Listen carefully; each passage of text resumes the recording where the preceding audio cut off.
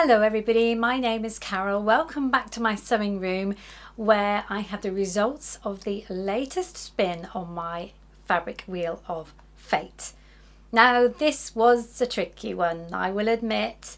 It was this super light tissue weight viscose challis. As you can see, I have some little bits left, but I'm really pleased with what I made for a couple of reasons. So I'm going to share that with you, a little bit of a pattern review, and then of course we have to talk about the last fabric on the wheel. Now of course I can't go any further without mentioning the other channels that are doing the hashtag Wheel of Fate, hashtag Fabric Wheel of Fate, hashtag Dice of Fate. Honestly, I'm so thrilled that some other channels got involved in this, and it's about 13 channels, so I'm not going to reel them out, but I'm going to put them down below in the description box. Please check them out. Hands up anyone who's watched them already. I love it. I love doing these videos. I love spinning it and then being told what to do by the wheel, and I know everybody else enjoys it too.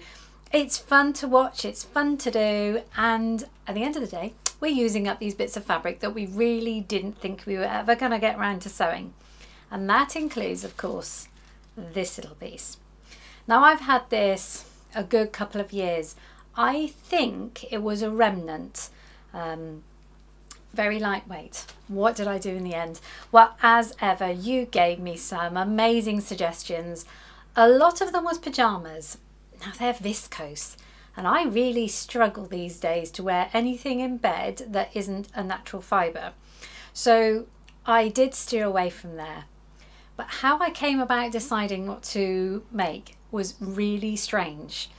I think I talked about this before, where I hold up a piece of fabric, if I can't decide what it looks like, and I like put it up here, or put it as a dress, or try and make it into a pair of trousers. But I held that piece of fabric up, and the way it draped down on the hem like that. Wish I could click my fingers. And there you have it. I knew instantly what to make, and I'm excited about it for a couple of reasons. One, because this particular pattern has quite a dear spot in my heart. When I first started my channel, about 3 years ago now, obviously I love Jen and I love Trish from Pinky's Farm and Today in Jen's Sewing Room, and they really got me started on this channel. And at the time we were all sewing Simplicity 8640s. When I actually met them for a first time a few months after I started my channel, actually, we all got together and we were all wearing our 8640s. Now, if I can find that picture, I will put it up. You probably, if you've been around with my channel for a long time, you will have seen this picture before. But such happy memories of us all in our dresses. And just the way it hung down like that, the fabric, I knew it had to become one of these. Now, let me get it. I'm not going to keep you in any more suspense. I will show it to you. So here we have it.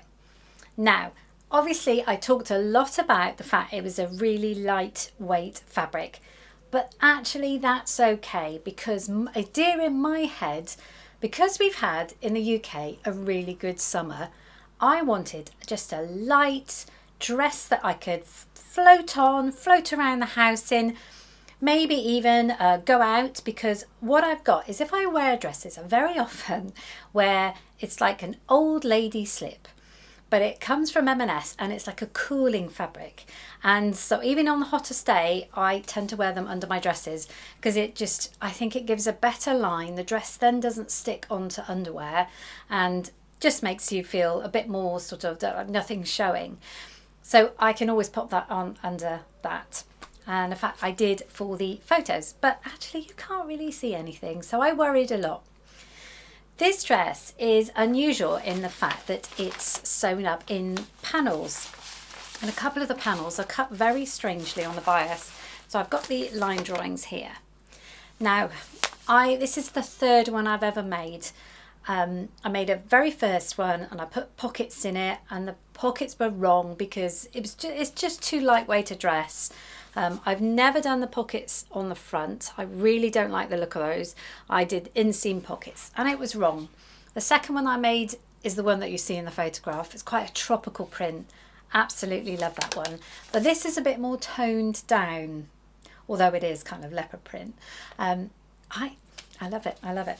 So the version I did, so all I did was the sleeveless version, took off the pockets. So actually very basic. You've just got sort of 3 or 4 pattern pieces. It does come with facings. I hate the facings.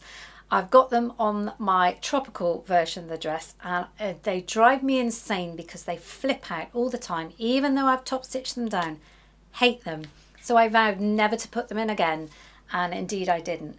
I made self bias binding out of the same fabric, and I just did bias binding in and just top stitched it.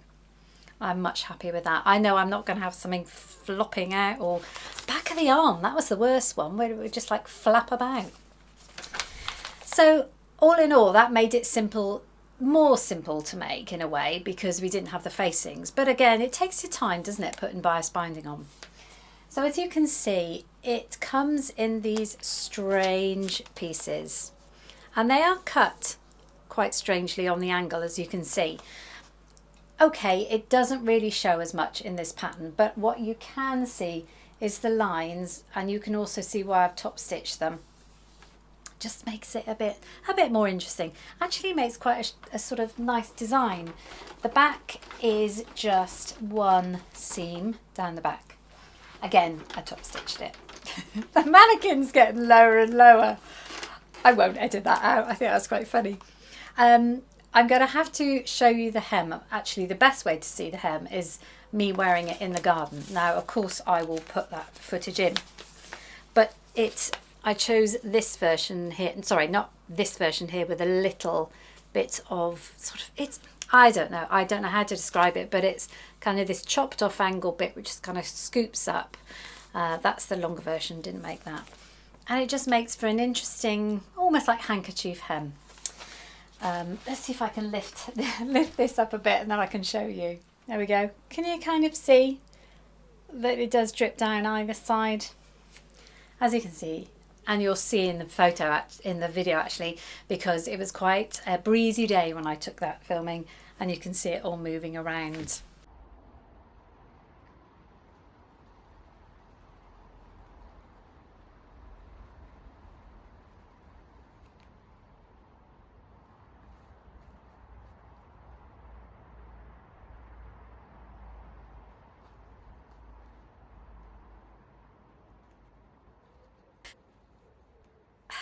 I'm really pleased with it.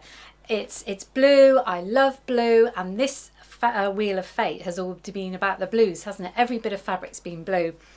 I love it, and it does remind me of the lovely Jen and the lovely Trish, so I'm really pleased to make it. It could also be a beach dress, just a throw-on dress. I'm happy with my decision, and I'm really glad I got that fabric made up because it's been sat there for a long time. So we know what comes next, don't we? It's the spin. Now, obviously, we know that I've only got this fabric left. I could change it up and I could add some more fabric in. I could do things like that, but I want this sewn up. This fabric has been haunting me for a good couple of years. It's a seersucker. I did explain, I think in last time's Fabric Wheel of Fate, that my son has this teddy bear that has pyjamas in this. Now, my son's now 34, but when he was young, he had this book series and this teddy bear with the same pyjamas. That's what worries me about this fabric, but it's super, super soft. I just want it sewn up, and I thought, well, how can we make it a little more interesting? Because I still don't know what I'm going to do with this, and even though it's been sat on the wheel, I could have had a plan in mind, couldn't I? But I don't work like that. My brain doesn't work like that. So I love the way it's like a club at the moment. So do you know what I've done? I've chosen 4 categories that it could be. So shall I make shorts from it? Shall I make a blouse? Shall I do a shell top? Recently, Jen from Today in Jen's Sewing Room did a shell top in this exact fabric and it was super, which gave me the idea. But I don't want to be seen to be copying her unless fate chooses. And the last one is PJs, for me, not for the teddy bear. So I'm going to spin this and this will tell me what I'm going to sew with it. And I haven't chosen any patterns, I'm just going to have to, I know I've got sort of shell patterns and stuff like that, so I know I've got stuff I can use. So let's spin it for the final time and see what I'm going to be making. Even though I've done a few series on this now, every time I spin the wheel I get nervous, and I'm almost more nervous this time round because it's choosing a category of what I'm going to make. So there's no going back. You know the fabric and now you're going to know what I'm going to make with it.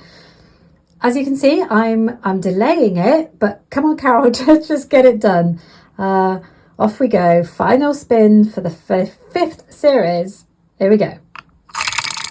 And it's going to be, no way, a shell top. That jumped so quickly at the end, didn't it? It's a shell top. I don't know if you saw that, but when I spun it, it almost like magnetically stopped on shell top, and I promise you I was not cheating. Really weird. I need to watch that film back in slow-mo and see what actually happened, because it was just like a shell top. Fate has decided I'm going to make a shell top, and Jen, I promise I didn't copy you, the wheel chose it, so I'm quite excited about that. Yeah, that's what it's going to be. Jen's looked amazing. She bore it with a pair of white trousers. I have a pair of white trousers. I've got a pair of white shorts. I've got a pair of white crop linen trousers. It's going to be a shell top. So I don't know which pattern I've got a few patterns, so I don't know which one I'll use yet, but we all know what it's going to be. So I might be excited to bring that back to you in a couple of weeks, maybe. No more than a couple of weeks, because summer will probably be over by then. What I will do as well on the last of this series, this was series 5. I have made about 28 or 29 garments over my fabric wheel series, which is incredible because that means they've all been pieces of fabric that I really didn't know what to do with. That's quite scary in the fact I have that many pieces of fabric. But what I will do in the last one is obviously run through all the things that I made this time round in this series. Thank you so much for joining me. Don't forget to check out the other channels, and actually if you tap in hashtag Fabric Wheel of Fate into the search bar on YouTube, you will get the other channels. They'll magically appear for you. So enjoy watching those, and I will see you soon. Happy sewing everybody, and sew up your stash.